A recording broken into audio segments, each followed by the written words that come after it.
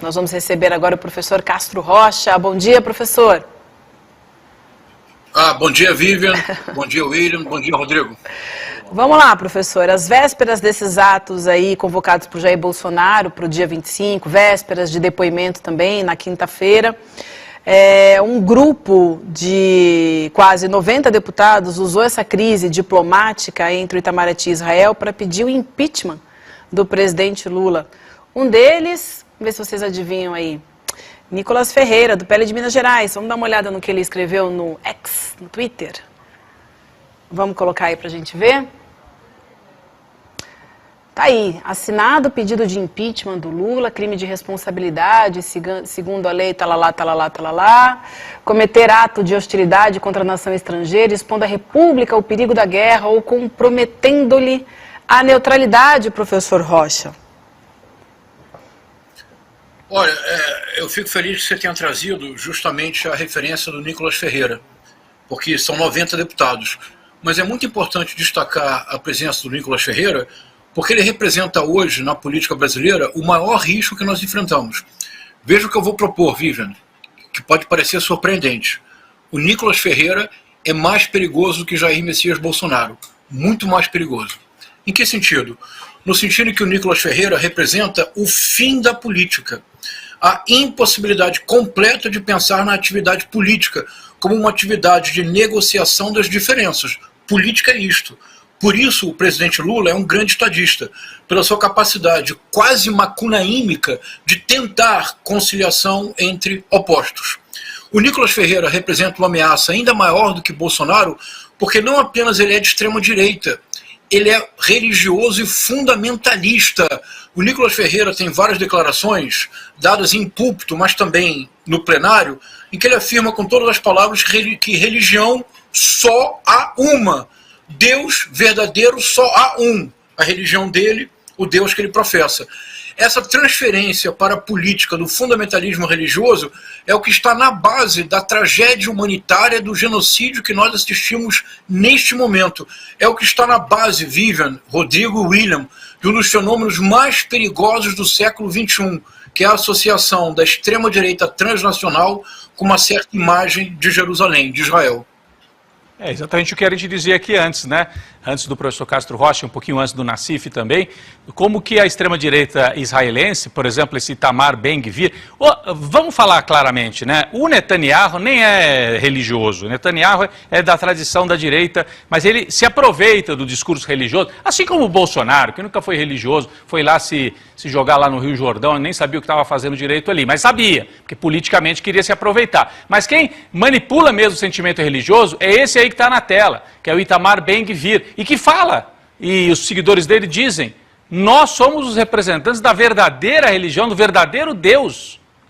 É uma disputa, assim, não há política, há imposição, é guerra, é transformar a política na guerra total. Então, nesse sentido, é isso que o senhor fala, quando aparecem cristãos fazendo esse discurso no Brasil, a gente já conhece isso, né, professor? No passado, a religião cristã, inclusive o catolicismo, já fez esse mesmo discurso e terminou de maneira trágica com morte e massacre, né?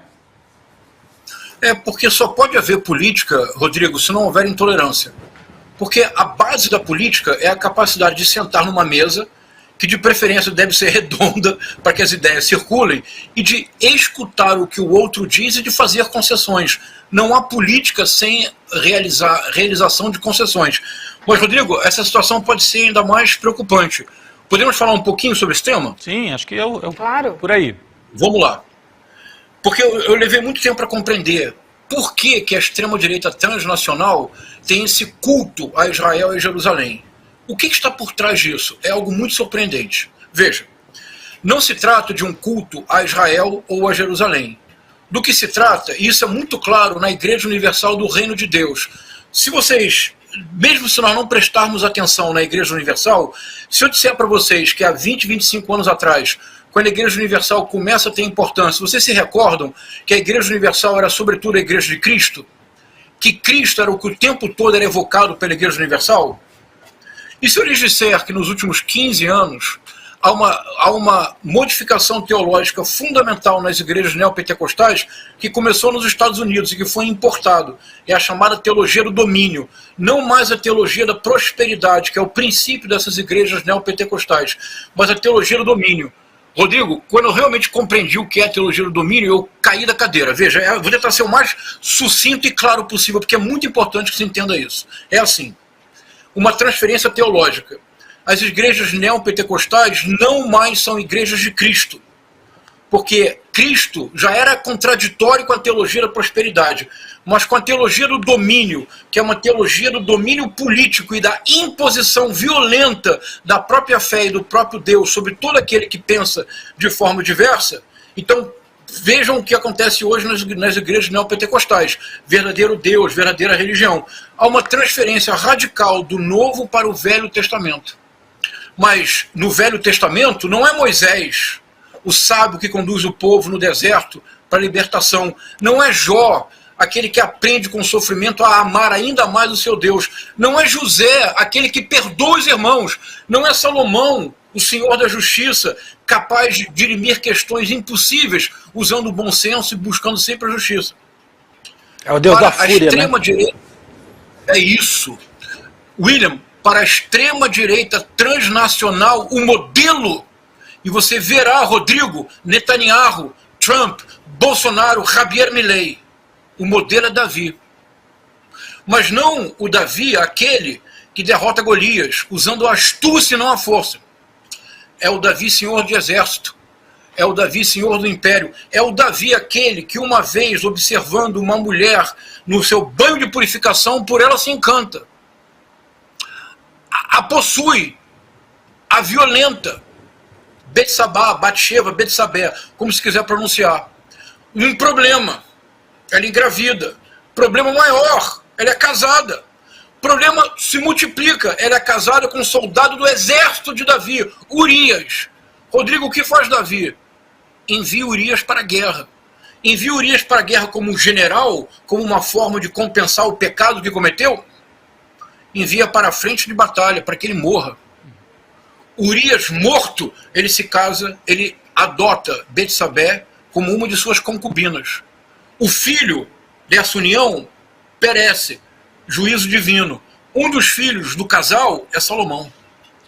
A extrema-direita transnacional encontrou em Davi o modelo. Qual é o modelo? O modelo do pecador ungido. Porque não há em todo o Novo Testamento alguém que tenha pecado tanto quanto Davi. Davi cobiçou a mulher do outro, Davi matou o outro, Davi não respeitou o básico, que são dos 10 mandamentos. Ainda assim, Davi era ungido. Rodrigo, acredite, para a extrema-direita transnacional, Trump, Bolsonaro, Javier Milei, Viktor Orbán, Netanyahu são ungidos. E como se comprova isso? Pelos pecados que cometem. Sim, quanto mais pecador, de repente... Estarrecedor. Não é estarrecedor, William? É demais. Não é, Vivian? Demais. É estarrecedor. Esse é o modelo. E, sobretudo, porque Davi representa a força da espada. Não é a força da palavra, não é a força do amor, da caritas, da misericórdia, da compaixão. Davi é aquele que não se preocupa com o outro, que ignora solenemente o outro. Ele se apossa do corpo de Betsabé. Ele mata o seu marido. Ele a torna concubina. E ainda assim, ele se arrepende. E ao se arrepender, ele é ainda mais ungido.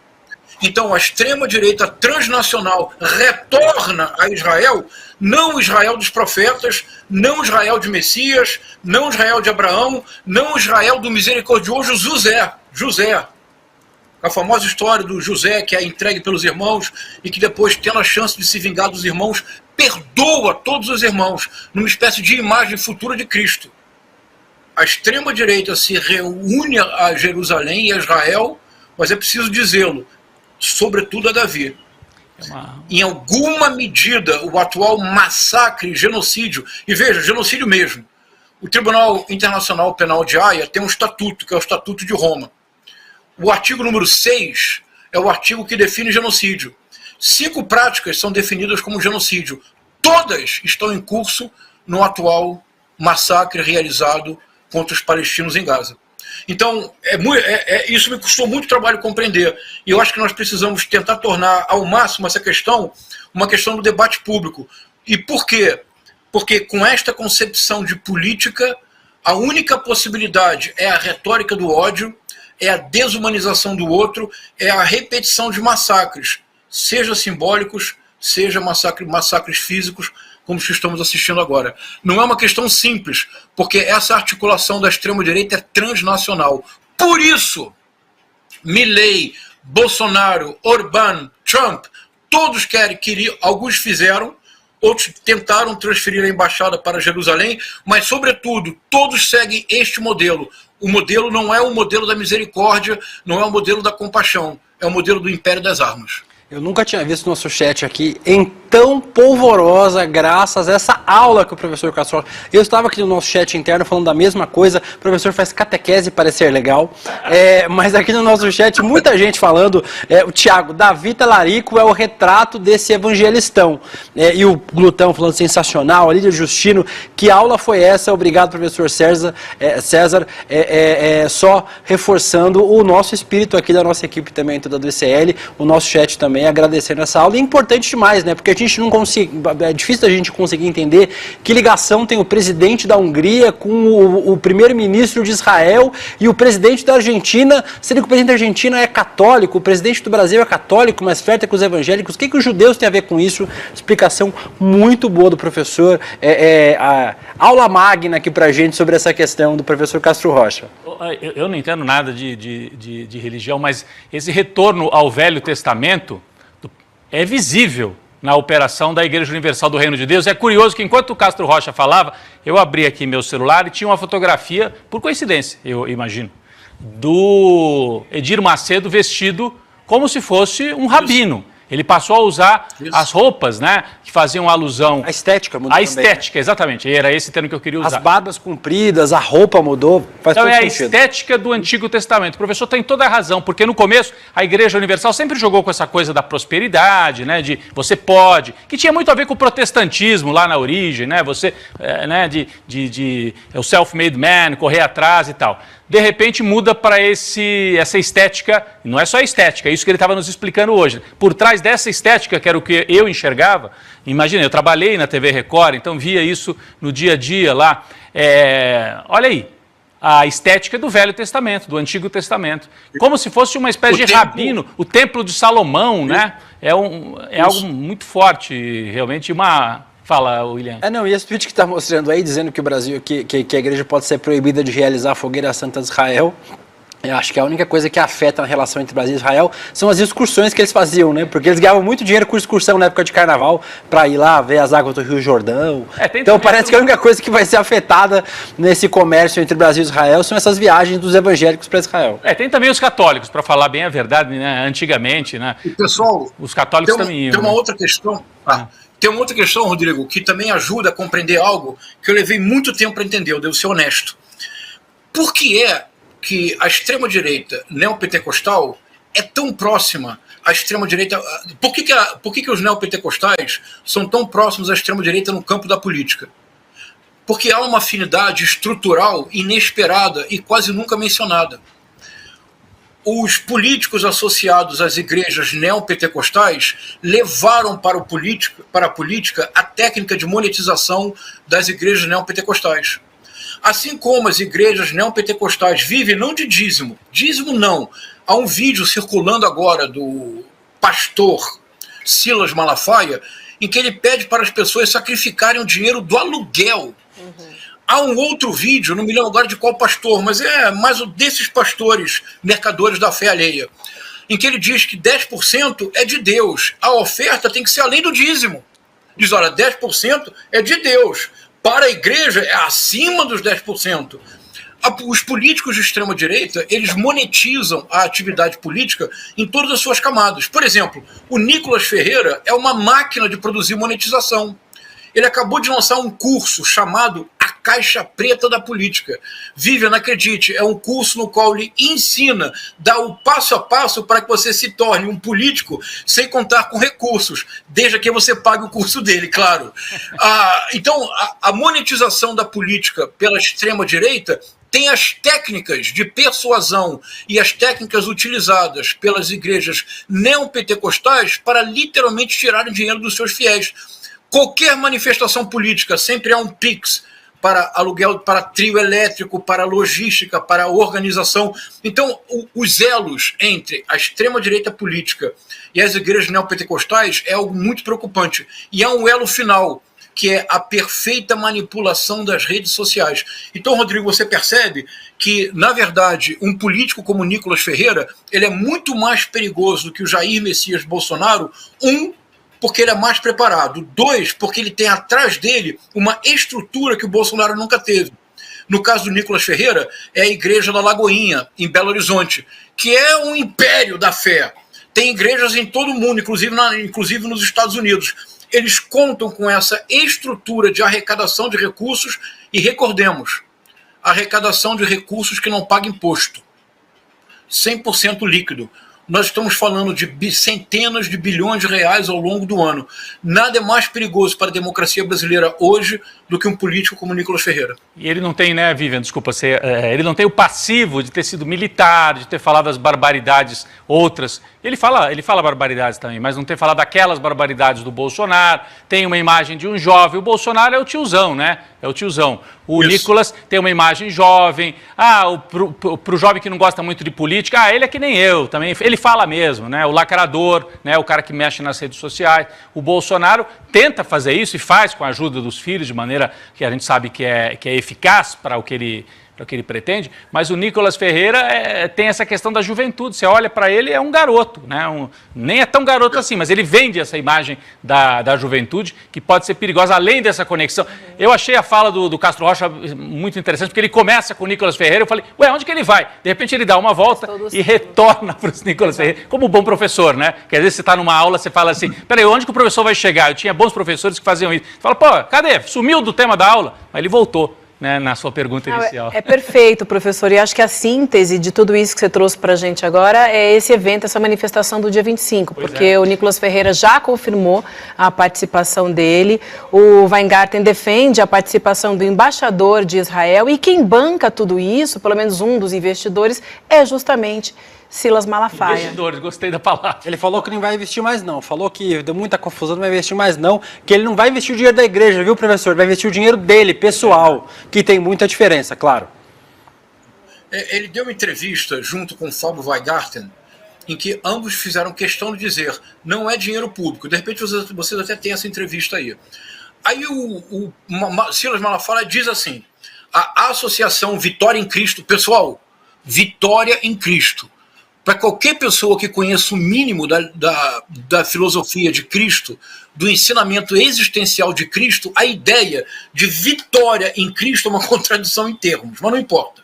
Nessa associação Vitória em Cristo, ele disse, nos nossos estatutos existe a possibilidade de financiar eventos públicos, portanto não haverá dinheiro público, mas a associação se encarregará dos custos.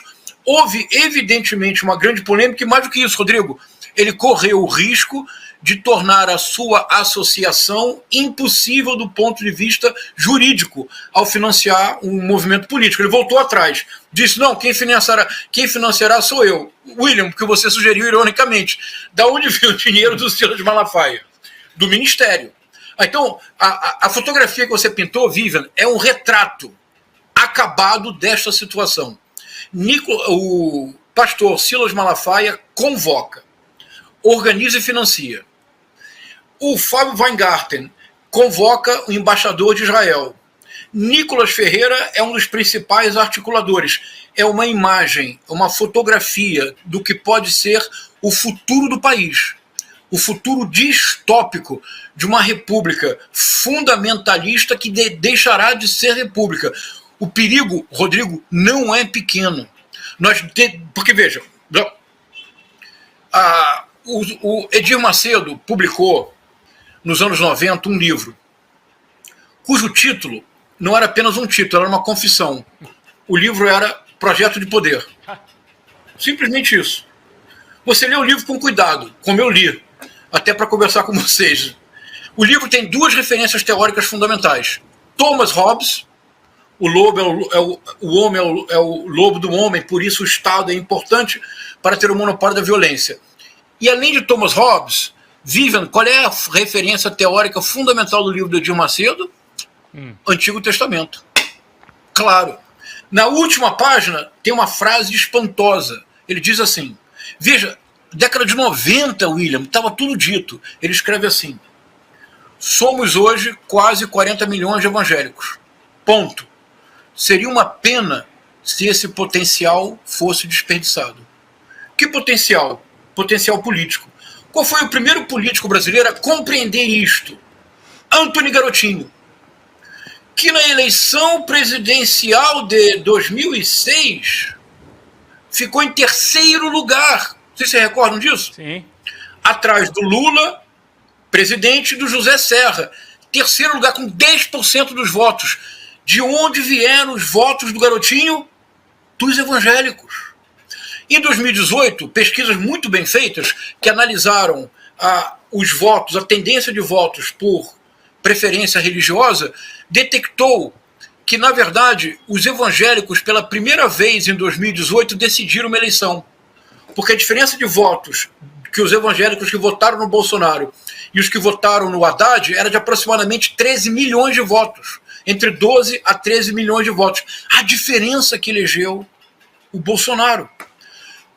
A articulação que nós vemos na fotografia, que a Vivian muito bem pintou, Silas Malafaia, embaixador de Israel, Nicolas Ferreira, o Bolsonaro aqui é apenas um fantoche.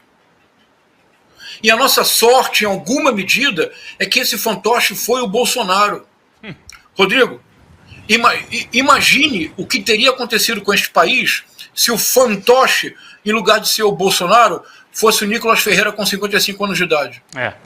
E aí ia ter muito fôlego ainda pela frente, e a gente tem que ficar de olho realmente nesse alerta, né, mais do que tudo, feito pelo professor Castro Rocha, com a concatenação e com a leitura, inclusive, do Antigo Testamento de maneira magistral aqui para a nossa audiência. Foi muito legal, né, essa apresentação. E o professor fala de futuro distópico, a gente achou que House of Cards era o nosso destino, né? O nosso destino pode ser o conto da Aya. Então, muito cuidado para onde a gente vai chegar, porque a gente achou que House of Cards era onde a gente tinha chegado na ficção. Pode ser conto da Aya. Muito pior. Quem não assistiu, quem não leu o livro, leia, porque é um futuro distópico, mas não tão distópico assim. O professor cantou a pedra para a gente aqui.